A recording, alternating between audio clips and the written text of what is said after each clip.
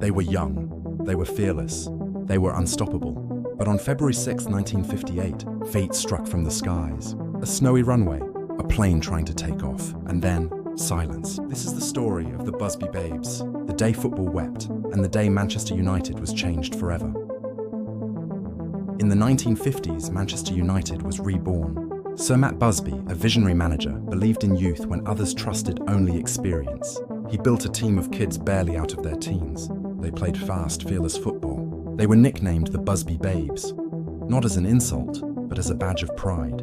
Led by Captain Roger Byrne, powered by Duncan Edwards, Tommy Taylor, Eddie Coleman, and so many others, this was not just a team, it was a generation. By 1956, they had won the league. By 1957, they were back-to-back champions. And in 1958, they were chasing Europe, a prize no English club had ever won.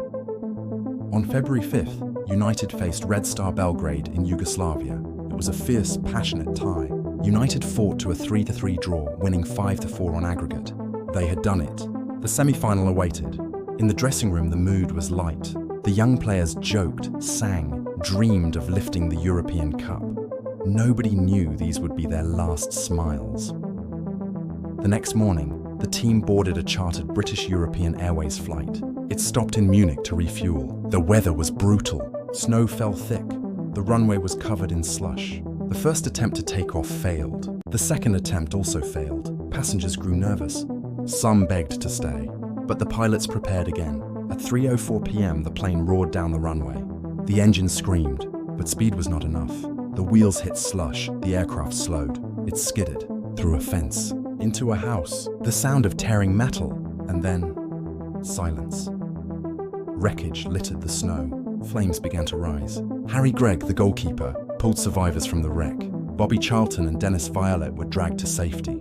Matt Busby was critically injured, but many did not move again. Jeff Bent, Roger Byrne, Eddie Coleman, Duncan Edwards, Mark Jones, David Pegg, Tommy Taylor, Liam Whelan, 8 young men, 8 Busby Babes, gone in seconds. Journalists, staff and crew also perished.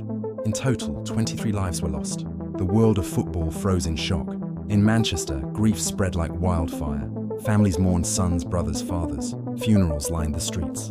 The city wept. Many thought United would fold. How could a club survive when its heart had been ripped away? But in a hospital bed, badly injured, Matt Busby whispered, "Keep the club alive."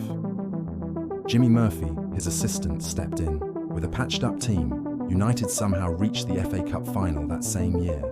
They lost, but they proved one thing. Manchester United would not die in Munich.